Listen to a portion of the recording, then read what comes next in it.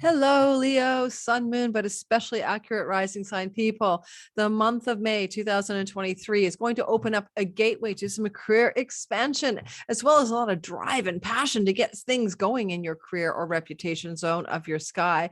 At the same time, there may be some significant tension going on in your marriage or significant relationships, especially business partnerships or client, as well as main squeeze. So we're going to look at how that may be playing out in your sky in the month ahead. There's also an element of a kind of a detox vibe going on, or a spiritual renewal with an element of going into your shadow work to uncover what may undo you, especially around substances that bring pleasure that could cause your downfall. We're going to talk more about how that works in the month ahead. If you're new to my channel, my name is Lori Lothian, and my whole sign house astrologer, using Hellenistic tools and techniques, as well as a little smattering of Babylonian, Vedic, and archetypal astrology. I use a lot of stuff. If you want to subscribe to my channel and hit that like button, I'd appreciate it. I am teaching Sky Reader 3.0, the third time I've taught the class that allows you to be your own astrologer and time your best life. It starts on May 7th. It lasts 7 weeks. It's probably the last time I'm going to teach it live. So if you want to do that class live, replays available, Facebook group, a lot of connection with me, weekly Q&As, as well as I will house the content after the class, during the class, in my teaching site, and you have evergreen access to it. Jump aboard. Class starts on the 7th, and all the information is below in my description box. I'd love to have you. Let's talk about the month of May. Well, first of all, this, the big news for you. So May's got lots of things going on. Yes, it's got an eclipse. It's got three planets changing signs. It's very shift of energy. But by far the biggest thing for you is the beginning of the Jupiter ingress into your 10th house of career. So, Jupiter has only been there, like it comes into that party sky every 12 years. So it's relatively important.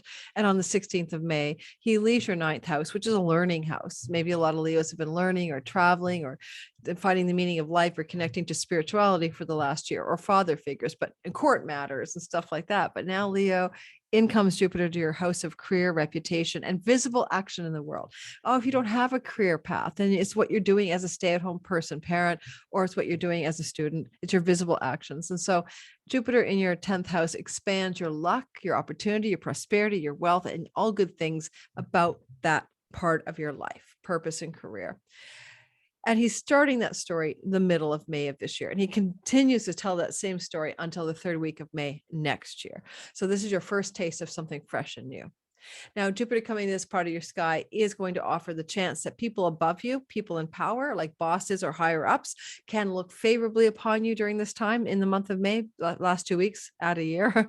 So you could get raises and promotions and success and up levels or new jobs, including new jobs, because of this Jupiter transit. It's going to get very, very exciting, actually, when Jupiter connects with the North Node of Fate. And that's happening in the last 10 days, of course, of the month of, around the last 7 to 10 days of the month of May and the beginning of June. This is going to amplify Jupiter's energy and make his energy a bit larger than life. So some really exciting career developments and breakthroughs and up levels can be happening in that time frame for you. Now, some of them may surprise you as well, because Jupiter is with Uranus, and that can bring the unexpected, but it's 90% positive with Jupiter up there. There is a bit of sky tension at the same time that I have to talk about right now, because for you guys as a Leo rising, it's angular. It's going to hit the crossbars or the pivot points of your sky, namely houses 1, 7, and 10, but also 4. So let's go into that. 1, Mars will enter your first house. Yes, he will, on May the 20th. This is a house of your identity.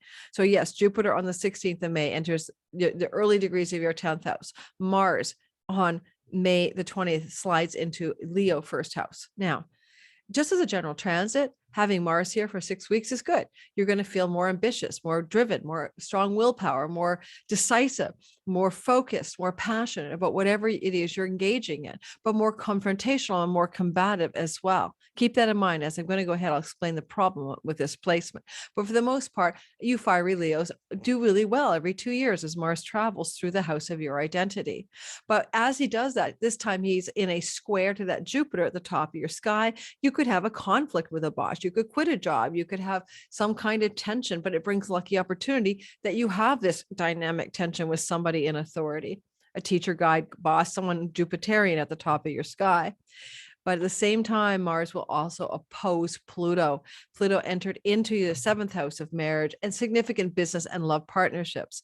Back in the third week of March, will be there until June the 10th. Like, I'm not going to pretend that this is easy in an existing relationship. And it may, for some of you, are already discombobulated or ended an existing relationship, especially if you're Leo rising. This can be a business partnership. This can be a marriage type partnership, significant committed partnership, tensions, to say the least. You have the sword in your hand. You are Mars. You are the one pushing against the Pluto. If you have any controlling clients, any controlling, dominating people in your life, you're going to try to get rid of them basically during this time of Mars moving into your first house. But most particularly, let's say the 20th of May to the 24th of May, look for upsets in business partnerships, significant long-term relationships, and also tension from the career space and people in power above you there. Some of this can look, especially with Pluto in the seventh, like some legal tensions and conflicts. Some of this can be about property, home, and real estate as well, because Mars rules your fourth house of land, home, and property. The south node, north node axis where this tension is happening, the T-square with Jupiter, is involving the north and south node of fate in Taurus and Scorpio. So long story short, it looks like there could be some entanglement with career tensions, marriage type partnerships and business partnership tensions, and things to do with property, land, and real estate and home. And yes, maybe inheritances, legacy wealth, or money that needs to be shared with a spouse or business partner that involves real estate or shared resources. Okay, so this is not the easiest sky. What we're talking about is actually called a grand cross, and we're all going to experience a grand cross. I'll have a deep dive video with the asteroids and stars involved in the month ahead. So this is why you probably want to subscribe and hit that like button for notifications, and you'll know when the bell, then you'll know when the stuff comes up on my channel. So this is a cursory look at that 10th sky. Certainly I wouldn't plan a romantic getaway with my significant other or to appease the boss or something between the 20th and 23rd of May. You might want to lay low, but is the sky destined? Probably. South node is a change of home, someone leaving the home and ending in the home. These themes are the 20th to 23rd of the month for a lot of Leo rising, sun and moon people.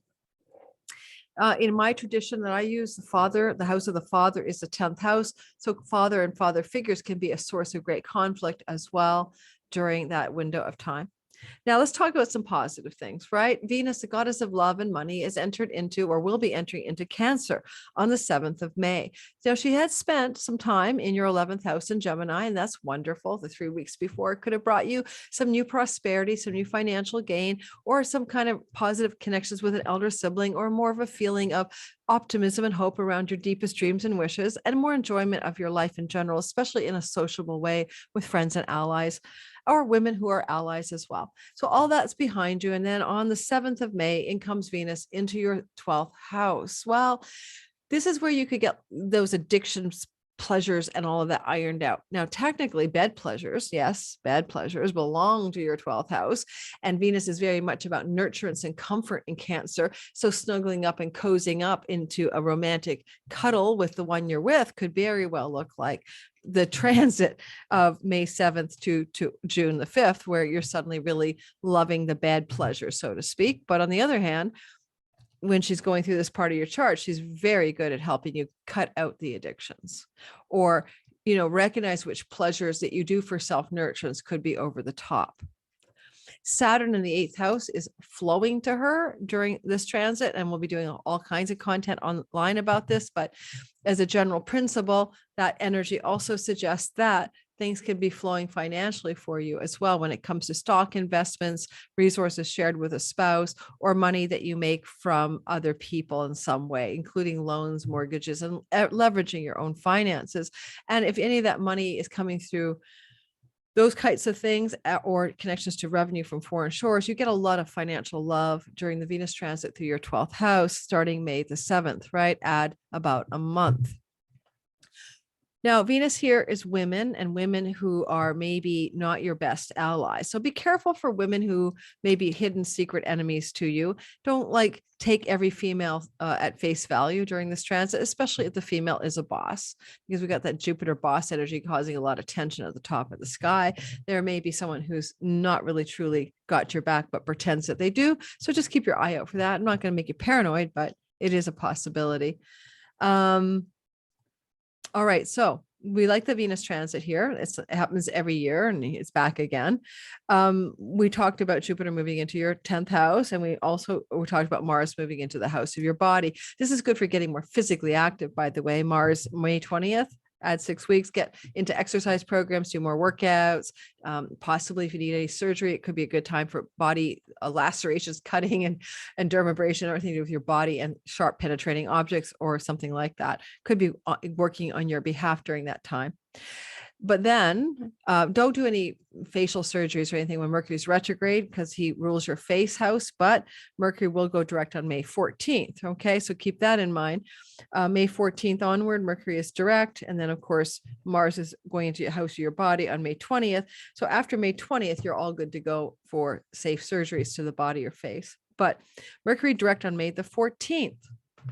Mercury direct on May the 14th is going to be taking the pressure off what was a retrogradation of Mercury in your career houses. So that preceded May 14th, so what was going on here, that Mercury turned his ass around the 21st or so of the month of April, and then ended up, back slogging through your career house, and then around the middle of May goes direct again.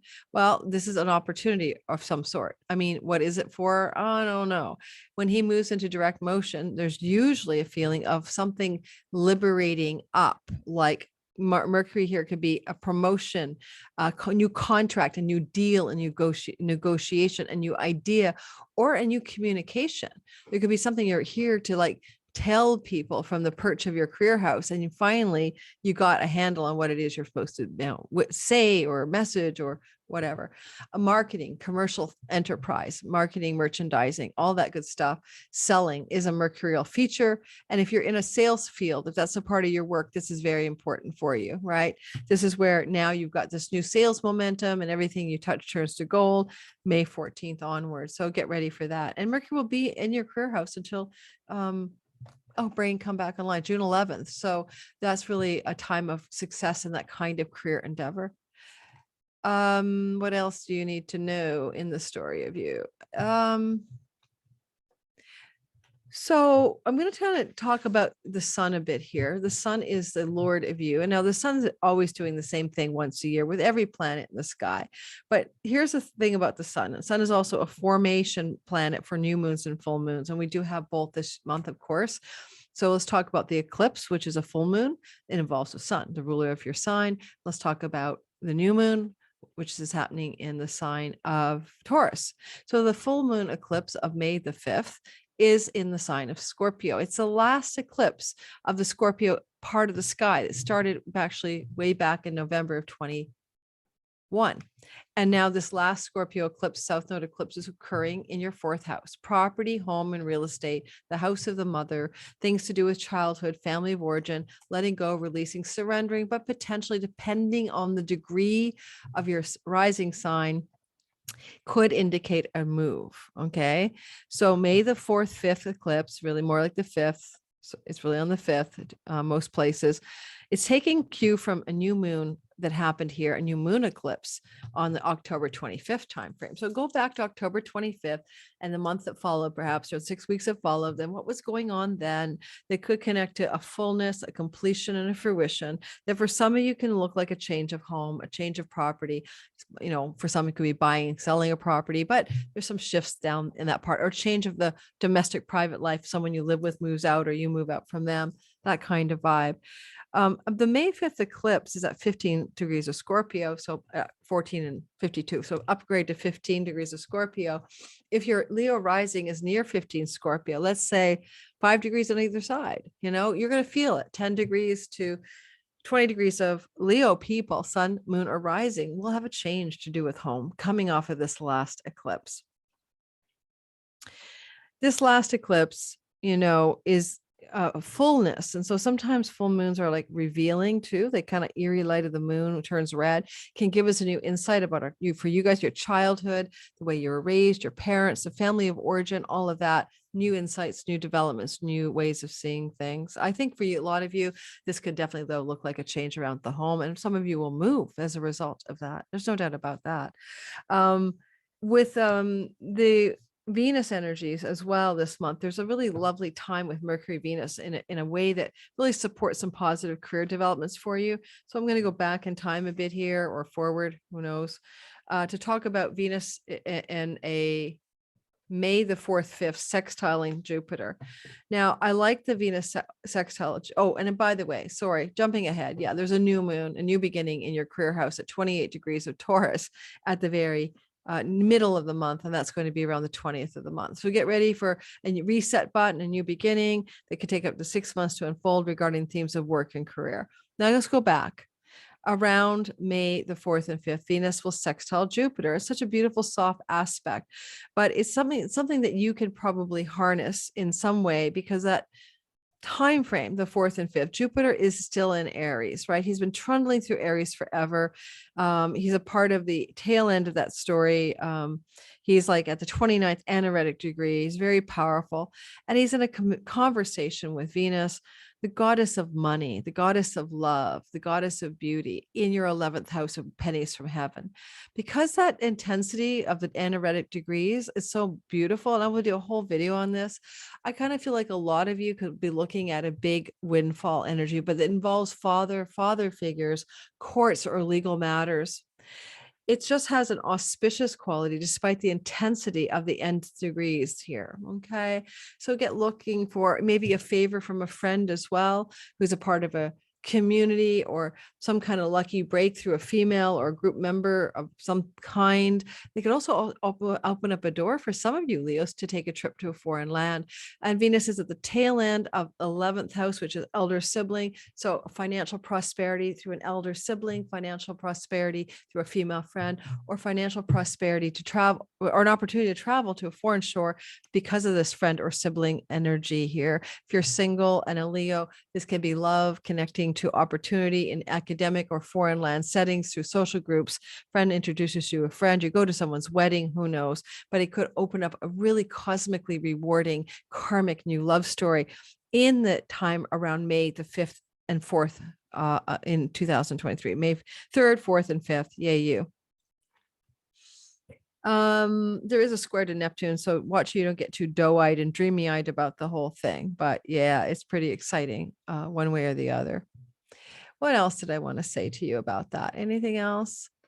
Well, Jupiter does bring luck, right? So, and he's not quite anaretic yet. I mean, let me say it this way. Around the 4th and 5th, Jupiter's moving to his anaretic position. And that means it's going to be inciting some good luck energy with the Venus-Jupiter conjunction sextile that kind of peaks out and gets really intense as we get closer to the 16th of May. So it's exciting, interesting, luck.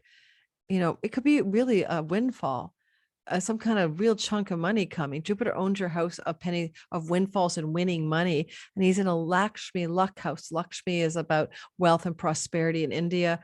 Again, it could be a windfall for some Leo risings around the 4th and 5th of the month of May. What else is there to say? Anything you need to know? Last but not least, I'm just going to finish with this because, again, I'm going already over 15 minutes. I'm trying to keep these pithy. Sign up, subscribe, get all the details about the major events in the month, piece by piece, all month long. So better than the short form here, I think. On the 10th of May to the 13th of May, there's a kind of a really beautiful sky. It's called a mini grand trine. It's involving Mercury, Saturn, and Venus. So Mercury will sextile both Saturn and Venus, and the three of them are in like a triad together. Energetically, also, you know, Venus will trine Saturn. So the whole thing is a big sky love up is what it is. So Mercury sextile Saturn. Let's talk about the basic meaning of that from the 10th to the 13th.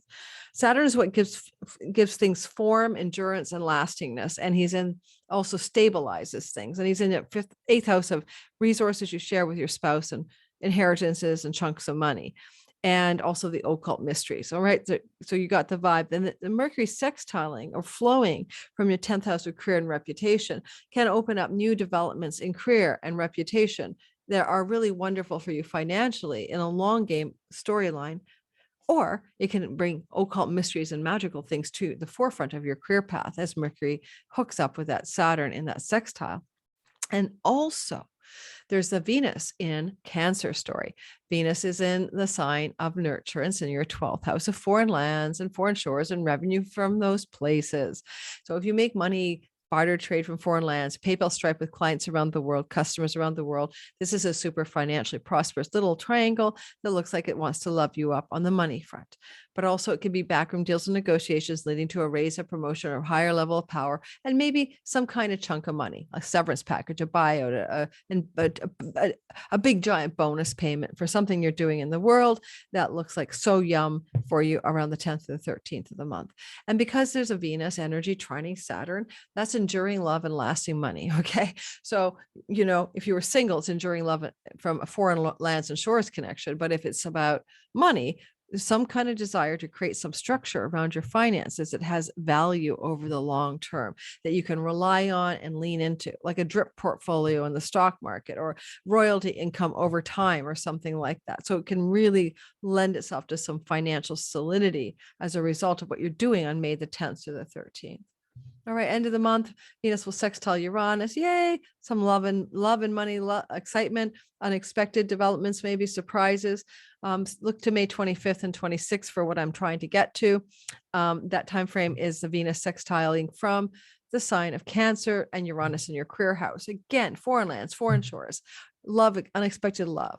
Unexpected career developments because of backroom deals, negotiations, and secret conversations, or revenue from your PayPal Stripe account taking off during the end of the month. Yes, the 25th to 26th looks really auspicious for finances for you in your career stories. Venus, just want to say one more thing. I mean, Venus is the I gotta swallow. Venus is the exaltation lord of your 8th house of stocks. I'm not going to tell you what to buy and when to sell, but you could have some stock luck or news or information May 25, 26 that kind of surprises you. And also, yet the long story is about stability as well with the Saturn in the 8th house. All right. Thanks for listening, guys. If you want to like and subscribe, that helps the channel grow. You get the notification bell hit, then you're going to know, hopefully, when I post something new, which is like 22 to 28 times a month, there's a video out by me. And that's about all. And I wish you the best in the month of May, and check my description box for everything I'm offering, classes, readings, and more. It's all down below. And my Patreon community, who gets all this content ad-free before you do, because they pay $5 measly a month, and you can unsubscribe anytime. So if you want 22 to 30 videos a month without watching ads, that's where you need to go. So don't complain about the ads. Okay. You have an option. Ciao, ciao.